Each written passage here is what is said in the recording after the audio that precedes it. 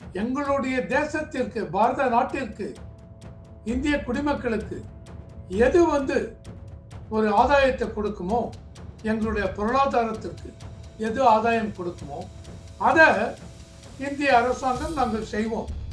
இதுக்கு நாங்கள் எந்த கண்ட்ரி கிட்டையும் பர்மிஷன் கேட்க வேண்டிய அவசியம் இல்லை அப்படின்னு இந்த ட்ரம்ப் இந்திய அரசாங்கம் சொல்லிட்டாங்க. ஸ்ட்ரைட் ஆஃப் ஹார்மஸ், அதாவது வெஸ்ட் ஏஷியாவிலேருந்து உலக நாடுகள் எல்லாத்துக்கும் அது வழியாக தான் ஆயில் அண்ட் கேஸ் எல்லாம் போகிறது. இப்போ என்ன சொல்லிட்டாங்க, ஈரான் இந்த போர் பதட்டமாக இருக்கிறதுனால ஸ்ட்ரைட் ஆஃப் ஹார்மஸை மூடி விட்டாங்க. எந்த ஒரு கப்பலும் கேஸ் ஆயில்லாம் எடுத்துக்கொண்டு இது வழியாக போகக்கூடாது. அப்படி மீறி போனீங்க அப்படின்னா இப்போ இந்த போர் பதட்டம் வந்து விட்டதுனால நிறைய இதில் பார்த்தீங்கன்னு வச்சுங்க, இப்போ குவைத்தில் பார்த்தீங்கன்னு வச்சுங்க, நிறையா வெஸ்ட் ஏஷியாவில் ஆயில் ப்ரொடியூசிங் ரிஃபைனரிஸ்லாம் ஸ்டாப் பண்ணிட்டாங்க, ஷட் டவுன் பண்ண போகிறோன்னு சொல்லிட்டாங்க. இன்னும் இந்த மாதிரி போர் போயிட்டே இருந்தால் நாங்கள் எல்லாத்தையுமே இழுத்து மூடி விடுவோம்னு சொல்லிட்டாங்க. அந்த மாதிரி வெஸ்ட் ஏஷியாவில் எல்லாருமே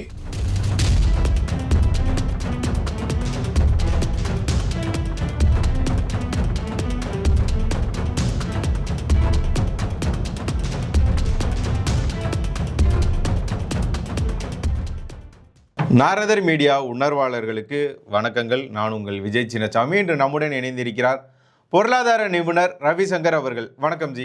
வணக்கம். வணக்கம். போர் பதற்ற சூழ்நிலை உள்ள இந்த காலகட்டத்தில் ரஷ்யாவுடன் இந்தியா எண்ணெய் வாங்கிக் கொள்வதற்கு 30 நாட்கள் சலுகை வழங்கி இருக்கிறது அமெரிக்கா. ஆனால் நாங்கள் ரஷ்யா கிட்ட எண்ணெய் வாங்கிறதுக்கு எந்த நாட்டோட அனுமதியும் எங்களுக்கு தேவை இல்லை அப்படின்னு சொல்லி இந்தியா தெரிவித்திருக்கிறது. என்ன ஜி நடந்துகிட்டு இருக்கு? இது நம்ம இந்தியன் அஃபிஷியல் சொல்றது கரெக்டுங்க. நாங்கள் ரஷ்யாவோட வாங்குறோம் இல்லை எந்த கண்ட்ரியோட வாங்குறோம், எங்களுடைய தேசத்திற்கு, பாரத நாட்டிற்கு, இந்திய குடிமக்களுக்கு எது ஒரு ஆதாயத்தை கொடுக்குமோ, எங்களுடைய பொருளாதாரத்திற்கு எது ஆதாயம் கொடுக்குமோ அதை இந்திய அரசாங்கம் நாங்கள் செய்வோம். இதுக்கு நாங்கள் எந்த கண்ட்ரி கிட்டையும் பர்மிஷன் கேட்க வேண்டிய அவசியம் இல்லை அப்படின்னு இந்த ட்ரம்ப் இந்திய அரசாங்கம் சொல்லிட்டாங்க. எதுக்குன்னா ட்ரம்ப் சொன்னதுக்கு பதிலாக இந்திய அரசாங்கம் இதை கூறியிருக்கிறார்கள். ட்ரம்ப் என்ன சொன்னார் அப்படின்னா, அதாவது இந்த கல்ஃப் வார் இப்போ நடக்கிறது, இந்த நடக்கிறச்ச ஸ்ட்ரைட் ஆஃப் ஹார்மஸ், அதாவது வெஸ்ட் ஏஷியாவிலேருந்து உலக நாடுகள் எல்லாத்துக்கும் அது வழியாக தான் ஆயில் அண்ட் கேஸ் எல்லாம் போகிறது. அந்த ஸ்ட்ரைட் ஆஃப் ஹார்மஸ் அப்படின்னு அந்த வழியாக தான், அந்த கடல் இது ஜலசந்தி வழியாக தான் எல்லா கப்பலும் போகும். வெஸ்ட் ஏஷியாவிலேருந்து துபாய், கத்தார், இங்கேருந்து.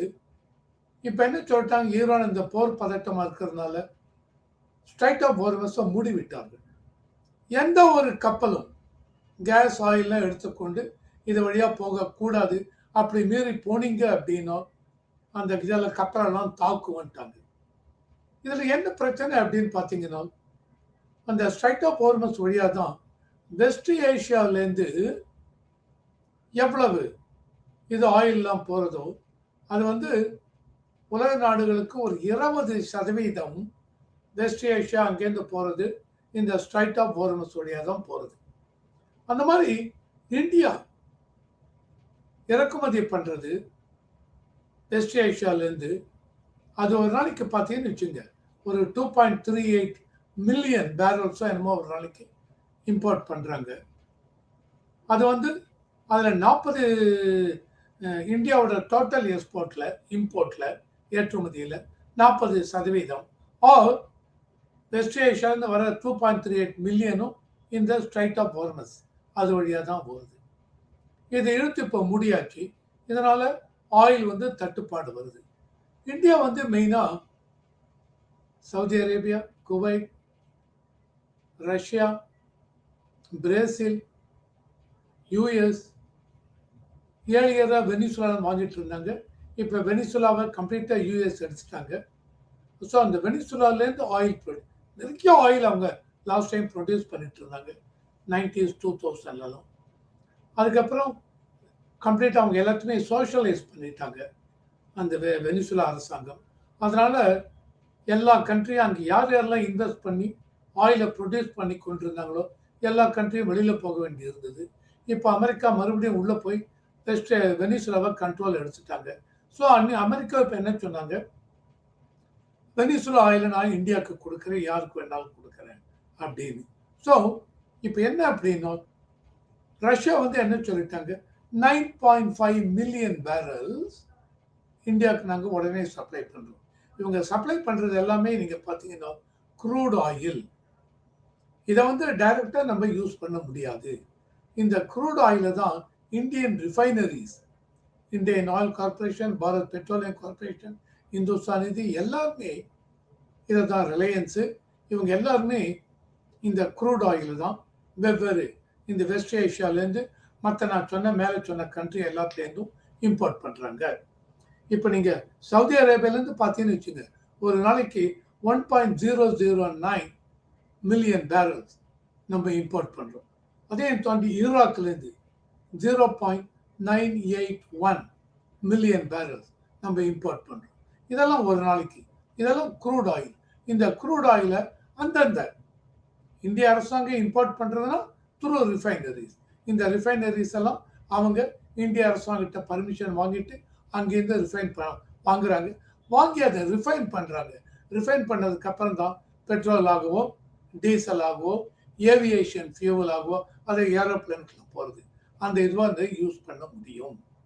இப்போ இந்த போர் பதட்டம் வந்து விட்டதுனால நிறைய இதில் பார்த்தீங்கன்னு வச்சுங்க, இப்போ குவைத்தில் பார்த்தீங்கன்னு வச்சுங்க, நிறையா வெஸ்ட் ஏஷியாவில் ஆயில் ப்ரொடியூசிங் ரிஃபைனரிஸ்லாம் ஸ்டாப் பண்ணிட்டாங்க, ஷட் டவுன் பண்ண போகிறோன்னு சொல்லிட்டாங்க. இன்னும் இந்த மாதிரி போர் போயிட்டே இருந்தால் நாங்கள் எல்லாத்தையுமே இழுத்து மூடி விடுவோம்னு சொல்லிட்டாங்க. அந்த மாதிரி வெஸ்ட் ஏஷியாவில் எல்லாருமே மூடிட்டாங்கன்னு வச்சுங்க. பெட்ரோல் விலை, அந்த க்ரூட் ஆயில் ஒரு நாளைக்கு அது $150 $170 கூட போய்விடும். இன்னும் 1 மாதம் 2 மாதம் கண்டினியூ ஆச்சுன்னா $150 போய்விடும். ஏற்கனவே நீங்கள் பார்த்தீங்கன்னு வச்ச போன வெள்ளிக்கிழமை ஒரு பேரல் வந்து பொதுவாக 2 இது இருக்குது.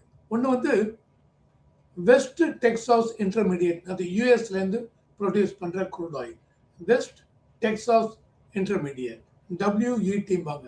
அந்த க்ரூட் ஆயில் வந்து போன சனிக்கிழமை அதான் முந்தானத்து வெள்ளிக்கிழமை பார்த்தீங்கன்னா ஒரு பேரல் $79.92. தென் மெயினாக க்ரூட் ஆயிலில் வந்து மார்க்கெட் இது வந்து பிரெண்ட்டுன்னு ஒரு க்ரூட் ஆயில், அது வந்து $84 போயிடுது. ஸோ இது இப்படியே இது கண்டினியூ ஆயிடுச்சு, இந்த போர்னா $150 போயிடுங்கிறாங்க. ஸோ இப்போ இந்தியாவில் பொறுத்த வரைக்கும் என்ன பிரச்சனை வரும் அப்படின்னு பார்த்தீங்கன்னா, ஆயில் இம்போர்ட் பண்ணுறது நேற்று வரைக்கும் ரஷ்யாவிலேருந்து இம்போர்ட் பண்ணிட்டு இருந்தாங்க. February 2026 கூட, பிப்ரவரியில் கூட இந்தியா 1 மில்லியன் பேரல்ஸ் ரஷ்யாவிலேருந்து இம்போர்ட் பண்ணுறாங்க.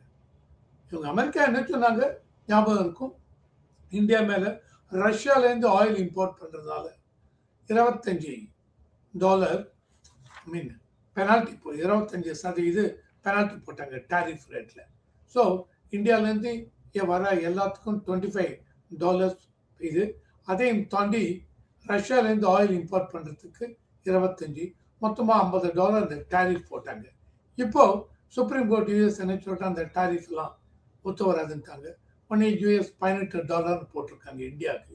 இப்போ யூஎஸ் என்ன சொல்லியிருக்காங்க, சரி இந்தியாவுக்கு இன்னும் 30 நாளைக்கு டைம் தரும், ரஷ்யாவிலேருந்து வர ஆயிலில் நீங்கள் இம்போர்ட் பண்ணிக்கலாம், என்னி வரைக்கும் நாள் 4th ஏப்ரல் வரைக்கும் நீங்கள் இம்போர்ட் பண்ணிக்கலாம். 4th April 2026. எந்த ஆயில்னால் ரஷ்யா சொன்னாங்க இல்லையா, ஹை சீஸ் ஏற்கனவே கடலில் வந்தாச்சு, ஹை சீஸில் இங்கே அங்கே எல்லா இடத்துலையும் இருக்கிறது. Nearly 9.5 million barrel Russian oil different டேங்கர்ஸில் இருக்குது. அதை வந்து நீங்கள் யூஸ் பண்ணிக்கோங்க, ப்ரொவைடட் அந்த ரஷ்யன் ஆயில் எல்லாம் 5th மார்ச் 2026 முன்னாடி டேங்கரில் லோடு பண்ணிருக்கணும். அண்ட் உங்களுக்கு 4th ஏப்ரல் வரைக்கும் டைம் கொடுக்குறேன், நீங்கள் இம்போர்ட் பண்ணிக்கலாம் ரஷ்யன் ஆயில். நாங்கள் இது 9.5 மில்லியன் பேரல்ஸ். இது 9.5 மில்லியன் பேரல்ஸாக ஒரு நாளைக்கு இந்தியாவுக்கு 5.5 million barrel Indian refineries process பண்ணுறாங்க. ஸோ இந்த 9.5 மில்லியன் பேரல் ரஷ்யா கொடுக்கறதுங்கிறது ஒன்லி 2 நாளைக்கு தான் நமக்கு ரிஃபைனிங் கெப்பாசிட்டிக்கு வரும். இருந்தாலும் இதை நீங்க கேட்ட கேள்விக்கு இதை கொடுப்பதற்கு யுஎஸ்க்கு என்ன அதிகாரம் இருக்கு? நீ யாருக்கு இந்தியாவுக்கு பர்மிஷன் கொடுக்கறதுக்கு? அதுக்கு தான் இந்தியாவில் அரசாங்கம் நம்ம ஜெய்சங்கர் வெளியுறவுத்துறை அமைச்சரும் கிளீனா சொல்லிட்டார், இல்ல இந்தியா எந்த கண்ட்ரி கிட்டையும் நாங்க கேட்க வேண்டிய அவசியம் கிடையாது, நாங்க எங்களுக்கு என்ன தோன்றதோ அதான் செய்வோம். அதனால ரஷ்யால இருந்து தொடர்ந்து ஆயிலை இந்தியா இம்போர்ட் செய்யும், இறக்குமதி செய்யும். இதை எந்த விதத்திலையும் குறைக்க முடியாது. இதையும் தாண்டி பார்த்தீங்கன்னு வச்சுங்க, ஒரு நாளைக்கு லாஸ்ட் இதுல 2-3 நாள்ல இந்தியா 6 to 8 மில்லியன் பேரல்ஸ் ரஷ்யால இருந்து வாங்கியிருக்காங்க. 6 to 8 மில்லியன் பேரல் இந்த 2-3 நாள்ல இந்தியா வாங்கியிருக்காங்க. ஸோ இவங்க யூஎஸ் என்ன சொல்றாங்க, இந்தியாவை ஏன் நீ வாங்கக்கூடாதுன்னு சொன்னா முன்ன ஆரம்பத்துல இந்தியா மேலே ஏன் சாங்ஷன் போட்டாங்க, $25 ஃபைன், டாரிஃப் ரேட்டு 25% பெனால்ட்டி ஏன் போட்டாங்க அப்படின்னா, நீங்க இந்தியா ரஷ்யாலேருந்து ஆயில் வாங்குறதுனால ரஷ்யாவுக்கு நிறைய ஃபைனான்சியல் பெனிஃபிட் கிடைக்கிறது. அந்த ஃபைனான்சியல் பெனிஃபிட்டை வைத்துக்கொண்டு ரஷ்யா உக்ரைன் வாரை கண்டினியூ பண்றாங்க. 4 வருஷம் ஆயிடுத்து, ரஷ்யா உக்ரைன் வார் முடியவில்லை, அதனால நீங்க ஸ்டாப் பண்ணணும்னு சொன்னாங்க. இப்போ யூஎஸ்ஏ 30 நாள் டைம் கொடுக்குறாங்க இந்தியாவுக்கு ரஷ்யாலேருந்து ஆயிலை வாங்கிக்கோங்க. ஆனா அதுக்கு யூஎஸ் என்ன சொல்றாங்கன்னா, இந்த 30 நாள் நாங்க டைம் கொடுக்கறதுனால ரஷ்யாவுக்கு பெரிய ஒரு ஃபைனான்சியல் பெனிஃபிட் வந்து விடாது, அதனால நீங்க வாங்கிக்கலாம் 30 நாளைக்குங்கிறாங்க. ஆனால் இந்தியா இந்த 30 நாளை பத்தி இது பண்றதே இல்லை. இதையும் தாண்டி ஒரு நாளைக்கு நியர்லி 20 மில்லியன் பேரல் இப்போ வெஸ்ட் ஏஷியா எல்லா இதுவும் மூடிட்டாங்கன்னு வச்சுங்க. ஸ்ட்ரைட் ஆஃப் ஹார்மஸ் மூடியாச்சு. ஆல்ரெடி நான் சொன்னேன், வெஸ்ட் ஏஷியாவில் ஆயில் இதெல்லாம் அந்த க்ரூட் ஆயில் ப்ரொடியூஸ் பண்ணுறவங்கெல்லாம் மூடி விட்டார்கள். 20 மில்லியன் பேரல் ஒரு நாளைக்கு வெளிநாடுகளுக்கு, எல்லா உலகத்திற்கு எல்லா கண்ட்ரிக்கும் சப்ளை பண்ணுறது, இந்தியாவுக்கும் சப்ளை பண்ணுறது. 20 மில்லியன் பேரல்ஸ் ஒரு நாளைக்கு வெஸ்ட் ஏஷியா ப்ரொடியூஸ் பண்ணுறாங்க. அத்தனையும் லாஸ் ஆகிவிடும். ஓகேவா? ஸோ அப்போ 20 மில்லியன் பேரல் எனக்கு லாஸ் ஆகுது. இந்தியாவுக்கு அது 20 மில்லியன் இல்லை, அதில் ஒரு 40% இல்லை 35% இங்கே இந்தியாவுக்கு. ஸோ அவ்வளோ ஆயில் நான் முன்னாடியே சொன்னேன், ஒரு நாளைக்கு இந்தியாவுக்கு 2.35 மில்லியன் பேரல் வெஸ்ட் ஏஷியாவிலேருந்து வருது. ஓகேவா? ஸோ இப்போ இந்த 20 மில்லியன் பேரல் உலக நாடுகளுக்கு லாஸ் ஆகுது, இந்தியாவுக்கும் ஒரு 2.35 மில்லியன் பேரல் ஒரு நாளைக்கு. அப்படி இருக்கிறச்ச இந்த யூஎஸ் கொடுத்த 30 நாள் வைவர்ங்கிறது எந்த விதத்திலையும் நமக்கு பிரயோஜனம் இல்லை. இதை வைத்துக்கொண்டு ஒன்றும் பண்ண முடியாது. அதையும் தாண்டி இப்படி நான் சொல்றதுனால அப்ப இந்தியா ஒத்துக்கிறதா, இந்தியா கேட்டிருக்காங்களா யூஎஸ் நாங்க ஒரு 30 நாள் டைம் கேட்கவில்லை. இது ட்ரம்ப்புடைய யூஸ்வலா அவர் பண்ற ஒரு இது ஆபரேஷன் சிந்து. அப்ப என்ன சொன்னார், இந்தியா பாகிஸ்தான் வார நான் தான் தடுத்து நிறுத்தினேன், 4 நாள் ஆயிடுத்து, நான் தான் உள்ள பூந்து தடுத்து நிறுத்தினேன் அப்படி மறுபடியும் மறுபடியும் மறுபடியும் மறுபடியும் அதே தான் சொன்னார். அந்த மாதிரி இந்த ரஷ்யன் உக்ரைன் வார் நான் தான் தடுத்து நிறுத்த போறேன் அப்படின்னு என்னென்னலாம் முடியுமோ அவருடைய, அதாவது நான் தான் சுப்ரீம் லீடர் அப்படின்னு சும்மாவது அவருடைய ஈகோவை சாட்டிஸ்ஃபை பண்றதுக்கு ட்ரம்ப் சொல்லிட்டு இருக்காரு. இதையும் தாண்டி ட்ரம்ப் சொல்றதெல்லாம் நம்ம ஆப்போசிஷன் பார்ட்டியை கேட்டுக்கொண்டு, ஆமா ஆமா இந்தியா வைவர் கேட்டிருக்காங்க, இந்தியா எப்படி அவனை போய் வைவர் கேட்கலாம், இந்தியா கேட்கவில்லை. அண்ட் இவர் கொடுத்த வைவர் 4th ஏப்ரலோட முடியறதுன்னு வச்சுங்க. 4th ஏப்ரலையும் தாண்டி international defence expert, strategy experts என்ன சொல்றாங்க, இந்த வார் இப்போதைக்கு முடிகிற மாதிரி தெரியவில்லை, இது பாட்டு கண்டினியூ ஆகும் அப்படிங்கிறது. அப்போ 4 ஏப்ரல் தாண்டி இந்த வார் நடக்கிறதுனா இந்தியா ஒன்று என்ன சொல்லுவாங்க, மறுபடியும் எனக்கு வைவர் கொடுங்க. இல்லை, இந்தியா தொடர்ந்து ஆயிலை இம்போர்ட் பண்ணும் ரஷ்யாலேருந்து. இதுக்கு மேல நீங்க அமெரிக்காவில் என்ன பண்ண முடியும் சொல்லுங்க. ஆல்ரெடி அமெரிக்கன் சுப்ரீம் கோர்ட் சொல்லிட்டாங்க, நீ உன் இஷ்டத்துக்கெல்லாம் டேரிஃப் போட முடியாது அப்படின்னு, உன்னுடைய எக்ஸிகியூட்டிவ் அத்தாரிட்டி, நீ பிரசிடென்ட் அது இதுன்னு சொல்லி போட முடியாது. இந்த எக்ஸிகியூட்டிவ் அத்தாரிட்டி எப்போ நீ யூஸ் பண்ண முடியும்னோ, ஒரு நேஷனல் எமர்ஜென்சி நீ டிக்ளேர் பண்ணிருக்கணும். அந்த நேஷனல் எமர்ஜென்சி டிக்ளேர் பண்ணி வெளிநாட்டு மூலம் நம்ம அமெரிக்காவிற்கு ஏதாவது அபாயம் ஏற்பட்டால் அந்த சமயத்துல தான் நீ இந்த நேஷனல் எமர்ஜென்சி கொண்டு உன்னுடைய எக்ஸிகூட்டிவ் அத்தாரிட்டி யூஸ் பண்ண முடியும். அப்போ கூட உன்னுடைய எக்ஸிகூட்டிவ் அத்தாரிட்டியை டேரிஃப் உன் இஷ்டத்துக்கு டேரிஃப் போடுவதற்கு யூஸ் பண்ண முடியாதுன்னு சொல்லிட்டாங்க. ஸோ அமெரிக்கா இந்தியா தொடர்ந்து வாங்கினா என்ன பண்ண முடியும் சொல்லுங்க? டேரிஃப் போட போறாங்களா? போட முடியாது அமெரிக்காவால். ஏன்னா அப்படியே போட்டான்னு வச்சுங்க, இந்தியா ஆல்ரெடி பார்த்தீங்கன்னு வச்சுங்க, எல்லா அதர் கண்ட்ரிஸோட இந்தியாவுக்கு மெயின் இது யூஎஸோட எக்ஸ்போர்ட்டுங்க. ஒரு பெரிய மார்க்கெட் யூஎஸ், அதுக்கு எக்ஸ்போர்ட் பண்ணுறாங்க இந்தியா நிறையா.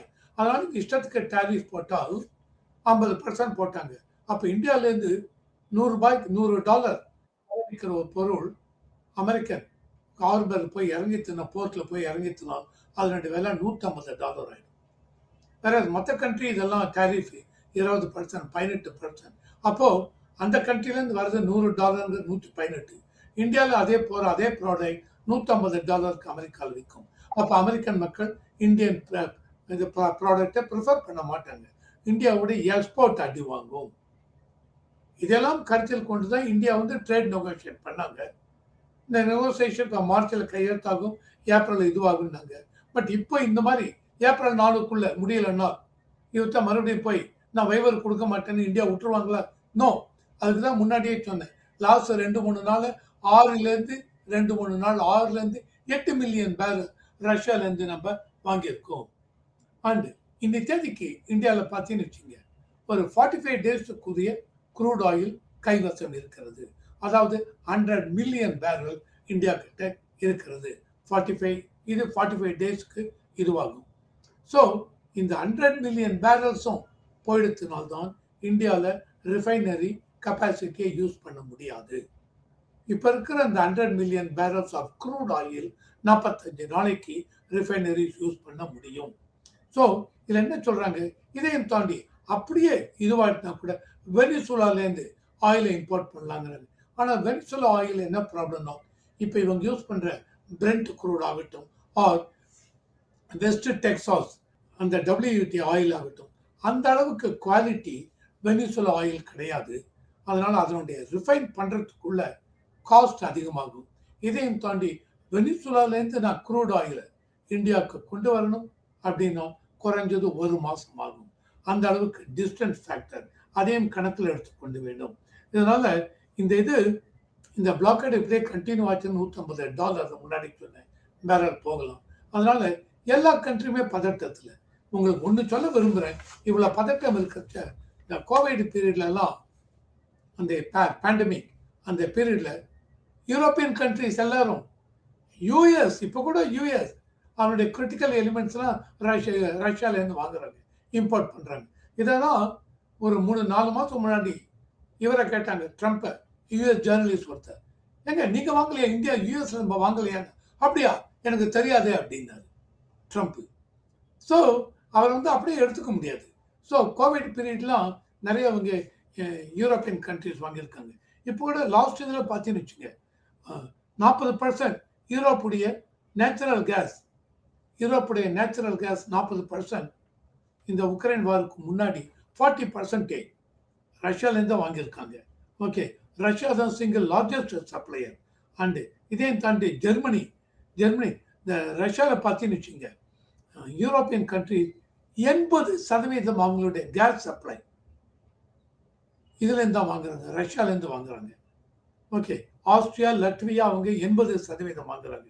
இதையும் தாண்டி ஜெர்மனி ரஷ்யாவிலேருந்து லார்ஜஸ்ட் கேஸ் சப்ளை இது ரஷ்யாவிலேருந்து இம்போர்ட் பண்ணுறாங்க. ஓகே, இந்த ஆயில் அண்ட் கேஸ் இதுதான் மெயினாக ரஷ்யாவிலேருந்து யூரோப்பியன் கண்ட்ரிஸ் அவங்க இம்போர்ட் பண்ணுறது. 60% இவங்க வேர்ல்டுலேருந்து இம்போர்ட் பண்ணுறதில்ல. யூரோப்பியன் கண்ட்ரி 60% ரஷ்யாவிலேருந்து தான் இம்போர்ட் பண்ணுறாங்க. ஸோ இப்போது இந்த இது கண்டினியூ ஆகிட்டே போகிறதுன்னு வச்சுங்க, வெஸ்ட் ஏஷியாவிலேருந்து வரல. இப்போ யூரோப்பியன் கண்ட்ரிஸ் பண்ணிட்டு என்ன பண்ண போகிறீங்க? ஆல்ரெடி ஓமன், இந்த கத்தார் இதில் அவங்க என்ன பண்ணாங்க, ஒரு பெரிய கேஸ் ப்ரொடியூசிங் கம்பெனி பெட்ரோநாட் எல்இஜிம்பாங்க, அந்த கேஸ் ப்ரொடியூசிங் கம்பெனி இழுத்து முடியாச்சு, ஷட் டவுன். மார்ச் 4ஆம் தேதியோ 3ஆம் தேதி இழுத்து மூடிட்டாங்க. இப்போ மேஜர் கேஸ் அவங்க சப்ளை பண்ணிட்டு இருக்காங்க. இப்போ கேஸ் அங்கேருந்து வராது. இப்போ என்ன பண்ண போகிறாங்க யூரோப்பியன் கண்ட்ரி? நீங்கள் அமெரிக்காவே என்ன பண்ணுவீங்க? ரஷ்யாட்ட வாங்குவீங்களா மாட்டீங்களா? அப்ப என்ன பண்ணுவாங்க இந்த ரஷ்யா? பார்ஷியலி லிஃப்ட் பண்ணுவாங்க சாங்ஷனுக்கும்பாங்க. அதுதான் தவறு. நாளைக்கு யூரோப்பியன் கண்ட்ரிஸ் இந்த ப்ராப்ளம் வரும்பொழுது கஷ்டப்பட போறாங்க. அவங்களும் ரஷ்யா கிட்ட இருந்து ஆயிலை வாங்கி ஆகணும். அப்படி வாங்கவில்லை என்றால் இருக்கிற ஆயிலுடைய குவான்டிட்டி கம்மி. So demand will be more, supply will be less. அந்த டிமாண்ட் அதிகம், சப்ளை லெஸ்ங்கிறதுனால ஆயில் பிரைஸ் கண்டபடி மார்க்கெட்ல ஏறிவிடும். $150, 160, 180 போச்சுன்னு வச்சுங்க. எவ்வளோ யூரோப்பியன் கண்ட்ரிஸ், யூஎஸ் எல்லாமே கஷ்டப்படுவாங்க. ஸோ இது ஒரே காரணத்துக்காக தான் யூஎஸ் என்ன பண்ணாங்க, ஏழியர் இந்த ப்ராப்ளம் வரும்பொழுது தான் ரஷ்யா கிட்டேருந்து ஆயிலை வாங்கிக்கலாம் அப்படி இப்படின்னு சொன்னாங்க. இப்போ ரஷ்யா கிட்டே வாங்கக்கூடாதுங்கிறாங்க. இப்போ வெஸ்டர்ன் இது நான் சொன்னேன் 20 மில்லியன் பேரல்ஸ் ஒரு நாளைக்கு ஸ்டாப் ஆயிடுது. அப்படி ஸ்டாப் ஆயிடுச்சுன்னா Russian oil it is going to play very crucial role. அப்போ அதனுடைய தேவையை எந்த கண்ட்ரியும் வேண்டான்னு சொல்ல முடியாது. யூஎஸ் என்னதான் சாங்ஷன் போட்டாலும் யூரோப்பியன் கண்ட்ரிஸ் யூஎஸ் நாங்கள் பார்த்துக்கிறோம் போங்க அப்படின்ட்டுவாங்க. இதை தான் இன்னைக்கு இந்தியா சொல்றது.